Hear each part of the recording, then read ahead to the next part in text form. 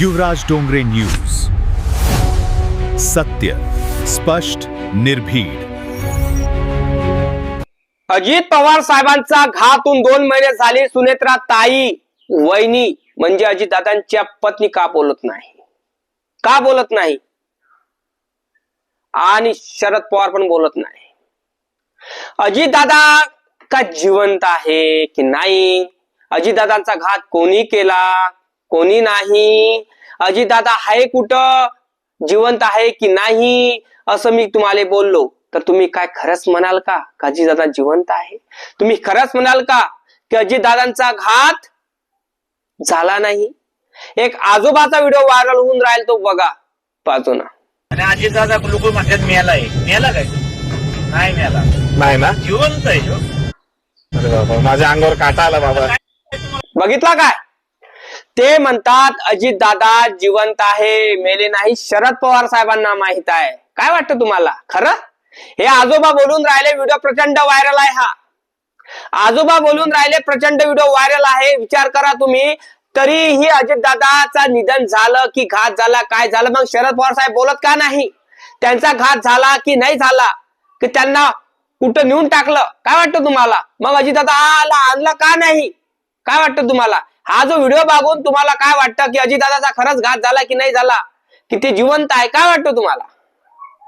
अरे माझ्या मनात हे प्रश्न तुमच्या निर्माण झाले आहेत, तर माझ्याही आहे, तुमच्याही झाला तर माझ्याही आहे. प्रश्नाचं उत्तर तुम्हाला देतो आणि व्हिडिओ पूर्ण बघा. अजितदादा जिवंत आहे की नाही? अजितदादाचा घात कोणी केला की नाही? की अजितदादाला कोण ब्लॅकमेल केलं, की अजितदादाला कोणा देशात नेला? पुरा व्हिडिओ बघा. हा तुम्हाला व्हिडिओ मध्ये सविस्तर सांगतो.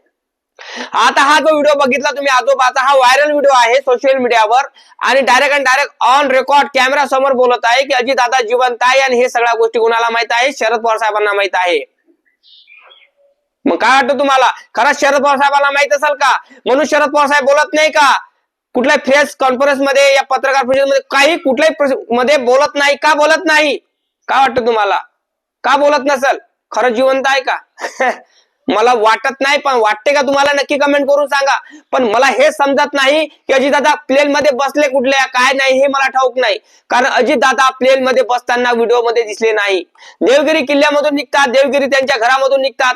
जेव्हा त्यांच्या घरामधून निघत असताना, देवगिरी मधून निघत असताना त्यांच्या गाडी संघात पत्रकार लोक असले असन, प्रेस लोक असले असन ना, सोशल मीडिया इन्फ्लुएन्सर असले असन ना, कोणीतरी पत्रकार लोक असणार ना त्याच्या मागे गाडी, न्यूजवाल्यांची, चॅनलवाल्यांची असं ना.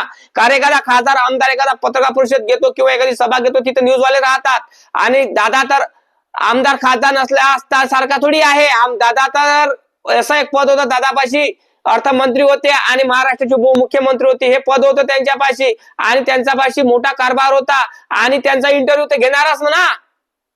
तर मग देवगिरी मधून इंटरव्ह्यू घेतला असेल की दादा कुठं चालले तुम्ही, कुठं सभा आहे तुमची, कोणाला भेटायला चालले, कुठल्या विमानाने चालले, काय चालले, त्याने ते इंटरव्ह्यू दिला असेल ना. मग तिथले व्हिडिओ का नाही आहे? तिथले सीसीटीव्ही फुटेज का नाही आहे? तिथले म्हणजे प्रेस कॉन्फरन्स बोलले तर असेल ना दादा. मग निघाच्या वेळेस जेव्हा मुंबईत जातात तेव्हा विमानात बसताना कुठल्याही विमानात बसले त्यांचा व्हिडिओ तो फुटेज असायला पाहिजे ना. कारण विमानतळावर सगळेच व्हिडिओ असतात, सगळे सीसीटीव्ही फुटेज लागले असतात. कारण ते मुंबईचं असतं विमानतळ. आणि तुम्ही विचार करा, मुंबईच्या विमानतळावर सीसीटीव्ही फुटेज नसन काय? असं नाही काय? सीसीटीव्ही व्हिडिओ फुटेज नसन काय? व्हिडिओ शूट करायचे सीसीटीव्ही फुटेज नसन का तिथं? तर मला सांग, सीसीटीव्ही फुटेज जेव्हा रोहित पवार सांगतात की आम्हाला सीसीटीव्ही फुटेज द्यात, का म्हणतात ते आमच्यापाशी नाही आहे, डिलीट झाले का डिलीट मारले? काय वाटतं तुम्हाला? की अजितदादा आलेच ते विमानतळावर, का अजितदादा देवगिरी मधून निघालेच नाही? काय वाटतं तुम्हाला? तर त्यांना तिकडेच ब्लॅकमेल केलं? प्रश्न भरपूर हा तकलीफ देत आहे की अजितदादाचे सीसीटीव्ही फुटेज नाही आपल्याकडे, सीसीटीव्ही कुठल्याच गोष्टी नाही त्यांच्याकडे, त्यांचं प्रूफच नाही आपल्याकडे की अजितदादा कुठल्या विमानात बसले, काय नाही. प्रूफ असेल असं नाही, प्रूफ असेल, पण फुटेजची गोष्ट करू राहिलो, व्हिडिओ फुटेजची गोष्ट करू राहिलो का नाही? मग सुमित्राताई बोलत नाही, आवाज उठवत नाही, शरद पवार साहेब आवाज उठवत नाही. काय वाटतं तुम्हाला? अरे आवाज उठवत का नाही तुम्ही? अरे तुमच्या घरच्या परिवारातला व्यक्ती गेला ना, तुम्ही आवाज का उठत नाही? पुरा महाराष्ट्र तळपडत आहे, रडत आहे. बारामतली जनता झोपून राहिली नाही. त्यांना असं वाटतं की आमचा अजितदादा आज ना उद्या येणार, त्यांना असं वाटत आहे. आणि बिग बॉस सारखी या शिवाजी द बॉसचा पिक्चर पाहिला आणि तुम्ही रजनीकांतचा त्याच्यासारखी एंट्री करणार, त्यांना असं वाटते. काय वाटतं तुम्हाला? खरंच असं होईल? हो, पण माझं एकच म्हणणं आहे शरद पवार साहेब, तुमचा पुतण्या होता ना तो अजित पवार, तर तुम्ही आवाज का उठवत नाही? शरद पवार साहेब आवाज उठत का नाही तुम्ही? माझं हे म्हणणं आहे.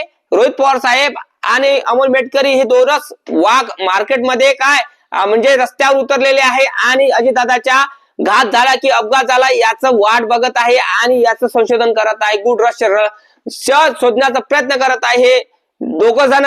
आणि कुठलाही नेता म्हणा राजकारणात कुणीही त्यांच्या साथीला नाही. का नाही आहे?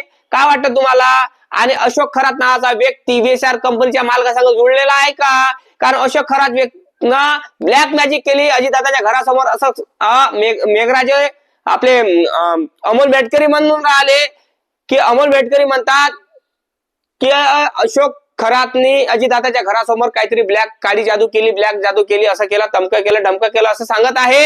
तर ते दिसलं होतं झाडणाऱ्या लोकांना. तर आपले अजितदादा म्हणत होते की अरे भारत देश चंद्रावर चालला ना, आपण कुठं काय अंधश्रद्धेच्या मागे लागायचा दादा असे म्हणायचे, असे ते म्हणत होते. तर विचार करा तुम्ही, अजितदादांचा खरंच घात झाला का अपघात झाला? जेणेकरून जनतेला गुट रहस्य माहित होईल.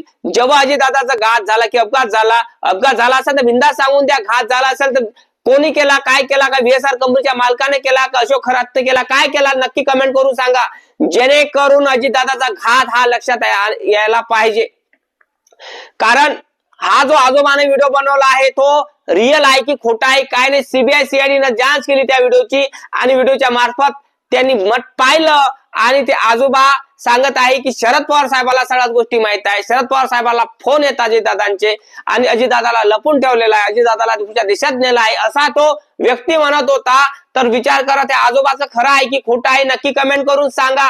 कारण कमेंट लय महत्वाची आहे माझ्यासाठी तुमची, जेणेकरून जनतेपर्यंत खरं रहस्य काय आहे हे युवराज डोंगरे आपल्या चॅनल वरती दाखवू शकतो. आणि नक्की सबस्क्राईब करून ठेवा की अजितदादाचं गुड रहस्य आपल्या डायरेक्टली आपल्या चॅनल वरती मिळणार तुम्हाला, जेणेकरून जनतेला भ्रमित न होण्याचं काम आहे.